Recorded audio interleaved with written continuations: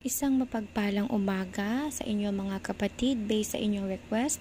Sasagutin ko na ang katanungan nyo kung kamusta ba ang kalagayan ng ating kapatid na si Miss Chris Aquino sa kanyang current na sitwasyon ngayon. Kung siya ba ay healthy, kung may pag-asa pa bang siya ay gumaling, kung siya ba ay talagang may sakit. So, tingnan natin mga kapatid kung ano ang kanyang sitwasyon.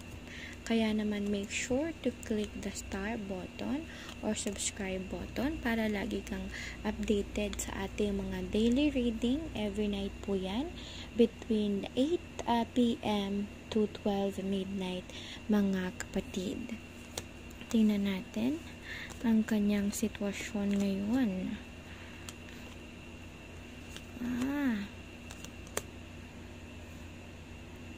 Oh, okay. Nako.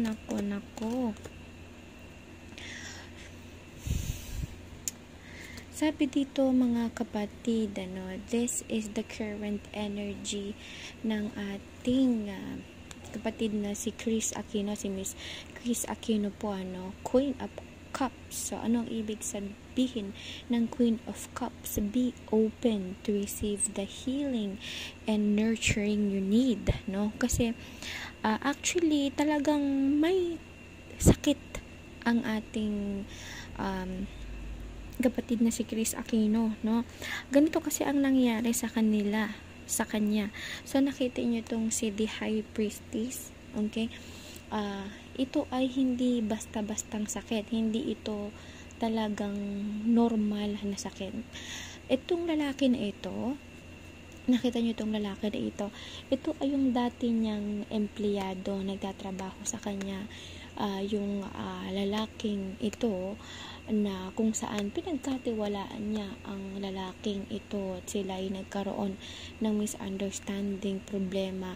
Kaya ang ginawa ay pinakulam.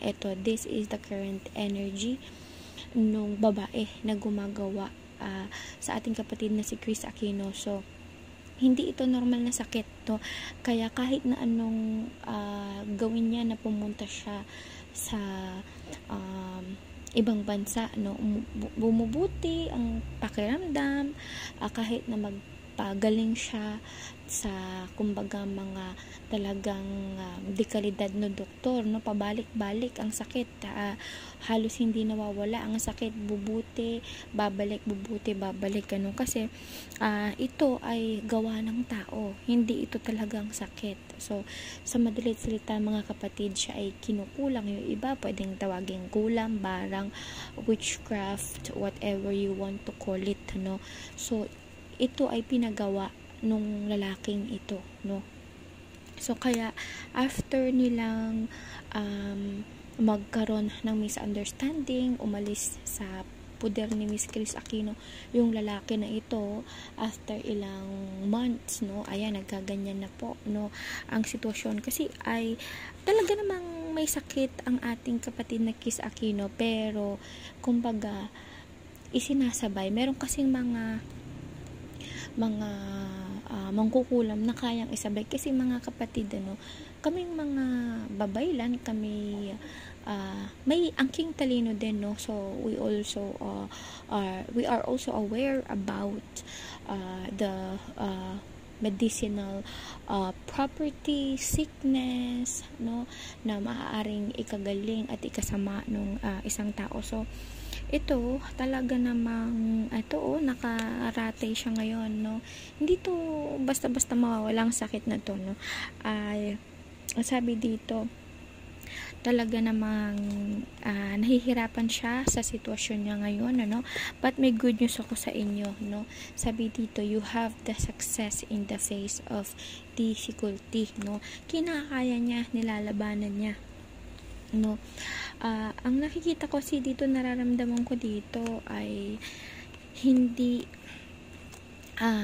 ganong niniwala si Miss Chris Aquino sa mga ganitong gawa, sa mga ganitong mga sitwasyon, or hindi siya ganong naniniwala. So she has that open mind that it could exist, it can exist, pero buti na lang siya ay madalsaling tao, no? Buti siya ay mabait na tao, kasi alam niyo mga kapatid ko, hindi siya madasaling tao, mas malala na sana yung sitwasyon niya. Buti mabait siyang tao, buti talagang totoong mabuti siyang tao, kaya sabayan pa nung pagdarasal sa kanya ng mga nagmamahal sa kanya, ng kanyang fans.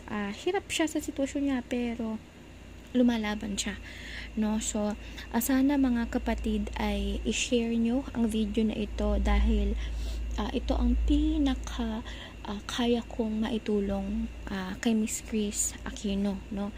So sana Miss Chris Aquino, umabot sa iyo ito at mapanood mo ito, no? Dahil gusto kong marinig mo ang musika na ito.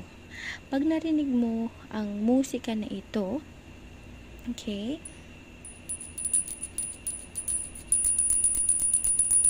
yung unang taong nasa isip mo ngayon, yung unang lalaking nasa isip mo ngayon, siya ang nagpagawa o nagpakulam sa'yo. Sa dami mong lalaki na kakilala, okay, siya ang unang pumasok sa isip mo. Siya mismo yung nagpagawa sa'yo, kaya ka may ganyang karamdaman, kaya ka may ganyang sakit. So mga kapatid, ganito po kasi yun, hindi mag-effect yung gamutan, o hindi natin siya pwedeng pakailaman, hindi natin siya pwedeng panghimasukan, hindi natin siya matutulungan, no, kung syempre walang permission niya, no? Actually this is just a general reading, no? Ang maitutulong, or ang pinaka maitutulong ko, ayan nga po, maipakita sa kanya yung mukha, yung unang lalaki na pumasok sa isip mo, okay, siya na yun, siya yung nagpagawa sa'yo, yun ang maitutulong ko. Ngayon nasa sa'yo kung ikaw ay lalapit or hihingi ng tulong sa mga manggagamot, no? So to answer your question, yes, may sakit ang ating kapatid na si Miss Chris Aquino, at ito ay hindi basta-basta sakit, ito ay gawa ng mahika, no? So which explains by this card. So hindi to gagaling gamit ang siyensya. Mapapahaba ang buhay niya, mapapaginhawi siya, no? Pero hindi siya yung bang kailangan ng bukod sa medisina na talagang kailangan mong humingi ng tulong sa doktor, no? Kailangan mo ring humingi ng tulong sa manggagamot upang ikaw ay mas mabilis na gumaling.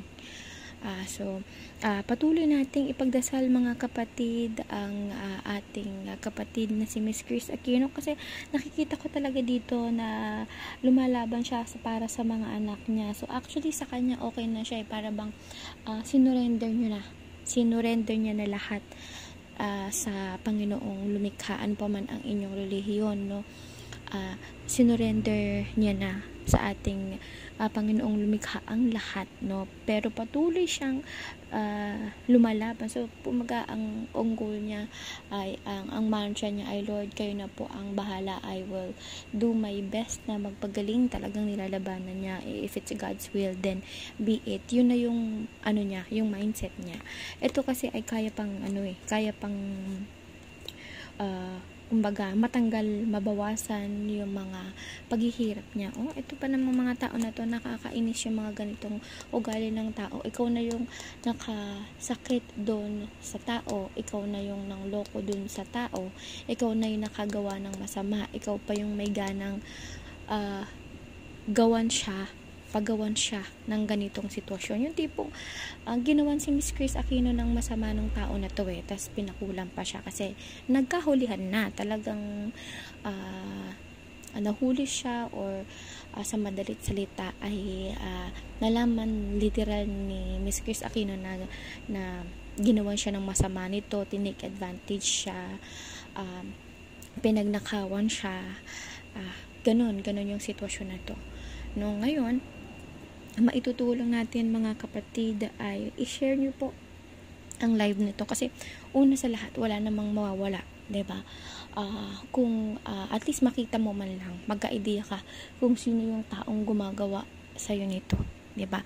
Nasa sayo na 'yon kung gusto mo bang magpagamot or hindi kasi hindi din naman magi-effect yung kumbaga 100% wholeheartedly na hindi siya magi-effect kung hindi na talaga naniniwala yung tao sa mga ganitong gawa, and we need to respect their decision, no? Sa kagustuhan man natin mga kapatid, no, si Miss Chris Aquino ang mag-decide niyan sa sarili niya. Hindi natin siya pwedeng pangunahan. Ang maitutulong lang natin ay at least makilala niya, makita niya kung sino yung gumawa sa kanya nito or yung nagpagawa sa kanya nito. So make sure to follow and click the subscribe button para panoorin nyo yung part 1 to 6 ng ating Duterte prediction at ng ating President Marcos prediction and President Duterte prediction. At i-comment nyo po na, Lord God, please help us, or Lord God, please heal Miss Chris Aquino. So, ang magagawa natin mga kapatid, ang pinakamalakas na spell talaga ay ang pananampalataya sa ating Panginoong lumikha. Tingnan nyo siya, ang lakas ng pananampalataya niya, kaya hanggang ngayon ay patuloy itong lumalaban. So, yun po ang kailangan, ay ang ating panalangin sa ating Panginoong may kapal na lahat ng kasamaan ay magagabi. Manalig lamang po tayo. Maraming salamat mga kapatid and stay blessed.